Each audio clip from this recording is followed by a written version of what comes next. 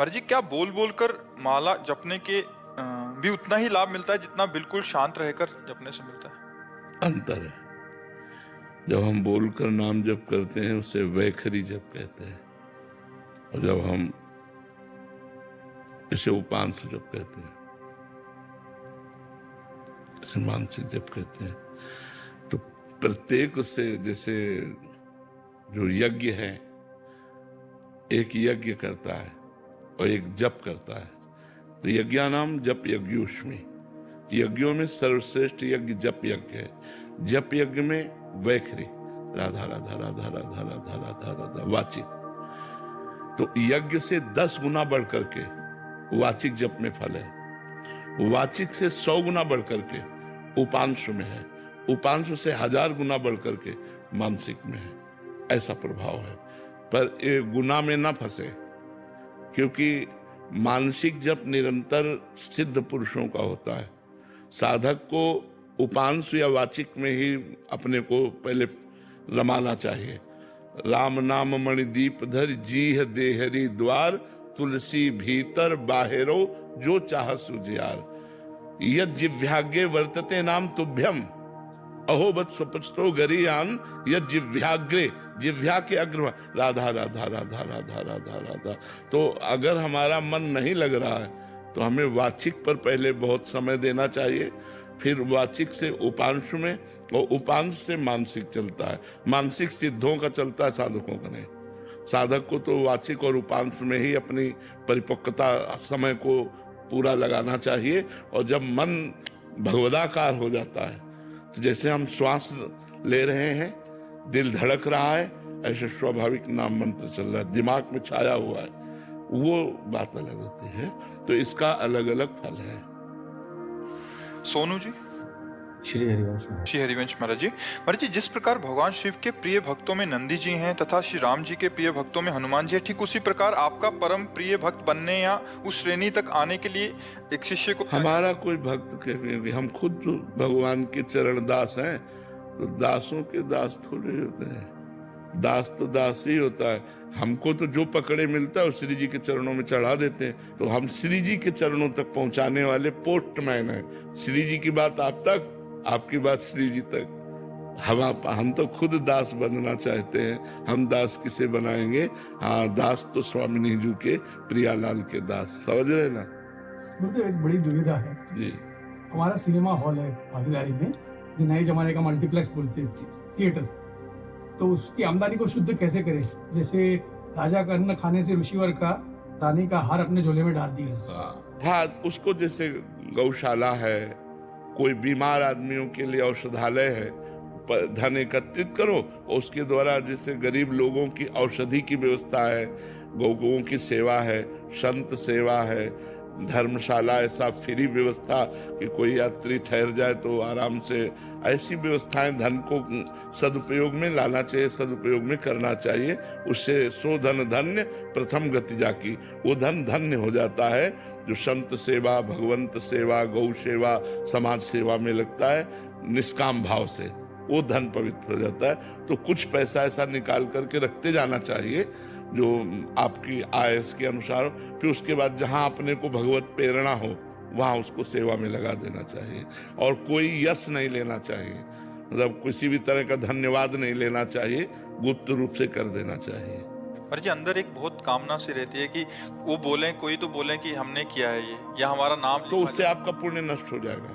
अगर आपका पुण्य पूरा बचाना है तो मतलब ऐसी जगह दिया जाए जहां आप पानी भी न पिए और आपको कोई धन्यवाद भी न बोले। वो परिस्थिति जब, हाँ, नाम जप से आ जाएगी दैन्यता और गुप्त। जब ये बात आती है ना कि मेरी थोड़ी वस्तु है, तो दियम वस्तु गोविंदम तुभ्यमेव समर्पय, आपकी दी हुई चीज आपको समर्पित कर रहे, मेरा नाम व्यर्थ में क्यों ले रहे हो? ये तो प्रभु ने आपके लिए ही हमारे पास भेजा था, तो हम तो आपकी धरोहर आपको दे रहे हैं। ऐसा भाव रखने से वो अहंकार नहीं आता है। तो दियम वस्तु गोविंदम तुभ्यमेव समर्पय। आदित्य कंसल जी। राधे राधे गुरुदेव। राधे राधे महाराज जी। महाराज जी, जब भी मैं तर्क वितर्क करता हूँ तो मुझे सही में गलत और गलत में सही दिखाई देने लगता है। सही और गलत का अंतर सूक्ष्म हो जाता है। अब कहीं न कहीं बच्चा श्रद्धा तो रखनी पड़ेगी। अगर श्रद्धा नहीं रखोगे तो फिर फाइनल कैसे कर पाओगे? आपकी बुद्धि तर्क वितर्क में लगे तो अपने गुरुजनों पर, संतों पर हम श्रद्धा रखें और अपना तर्क वहां रखें, और वो जो बोल दें तो उसको माने हम। बिना श्रद्धा के तो ज्ञान भी प्राप्त नहीं होता। श्रद्धावान लभते ज्ञानम तत्परासहितेन्द्रिया ज्ञानम लब्ध्वा परम शांति मच्चिरणाधिगच्छति। तो श्रद्धा हमारे परमार्थ की भूमिका है, नींव है। अगर श्रद्धा नहीं रखोगे, केवल तर्क वितर्क, तो फिर तो बात बिगड़ी जाएगी बच्चा। श्रद्धा, प्रथम हृदय श्रद्धा जो करे। हम संतों के वाक्यों पर श्रद्धा करते। मान लो मेरा मन स्वीकार नहीं कर रहा किसी बात को, लेकिन कोई संत कह रहा तो मुझे बात मान लेने की, नहीं संत वाक्य मुझे इस पर, ये मेरी श्रद्धा का विषय है, ये तर्क का विषय नहीं। संत वाक्य तर्क का विषय नहीं है, गुरु उपदेश गुरु वाक्य तर्क का विषय नहीं, ये श्रद्धा का विषय है। श्रद्धा विश्वास बिना तो भगवत मार्ग फिर भवानी शंकरो वंदे श्रद्धा विश्वास रूपिणो याभ्याम बिना पश्यंत सिद्धा स्वंता स्तमीश्वरम।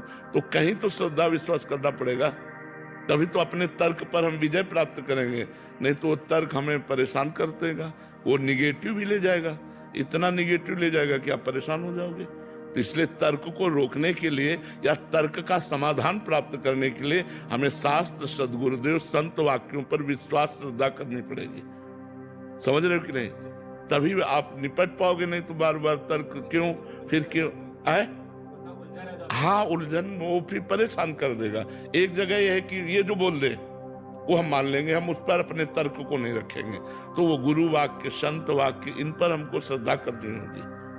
पर जी कुछ भक्त जन, वैष्णव जन होते हैं, वो क्या होता है, जो ज्ञान हुआ शास्त्रों से, गुरुजनों से, बट कुछ जने ऐसे हैं जो भगवान को नहीं मानते, उनसे तर्क वितर्क करने लग जाते हैं, फिर उसी नहीं, ऐसे लोगों से संभाषण करने के लिए निषेध किया गया है। जो नास्तिक हैं, भक्त भगवान की निंदा करते हैं, भगवत विमुख जन हैं, ऐसे लोगों की संगति और संभाषण के लिए हमारा शास्त्र निषेध करता है। एक संसार दुष्ट की संगति ताहू में तुम पुष्ट कराओ, वैसे ही दुष्टता का प्रभाव बढ़ रहा है। तुम ऐसे दुष्टों के संग से अपनी दुष्टता पुष्ट करोगे तो कैसे भगवत मार्ग में चलेगा? तो इसलिए चाहे वो कोई भी हो, किसी भी भेष में हो, आगे के दाजे गए भजी पानी में आग लगे तो क्या कीजिए? आग का जला हुआ पानी में गया और पानी में आग लगेगी तो फिर क्या होगा? तो हमको जहाँ ये समझ में आवे कि यहाँ भक्त निंदा हो रही, यहाँ संत निंदा हो रही, यहाँ भगवत विमुख बातें हो रही हैं, हमको उनका संग छोड़ देना चाहिए, संभाषण नहीं करना चाहिए। नहीं तो हमारा परमार्थ फिर लुप्त हो जाएगा, वो गुप्त हो जाएगा, फिर प्रकाशित नहीं होगा। ऐसे लोगों की संगति, जाके प्रिय न राम वैदेही तजिए ताहि कोटि बैरी सम यद्यपि परम स्नेही।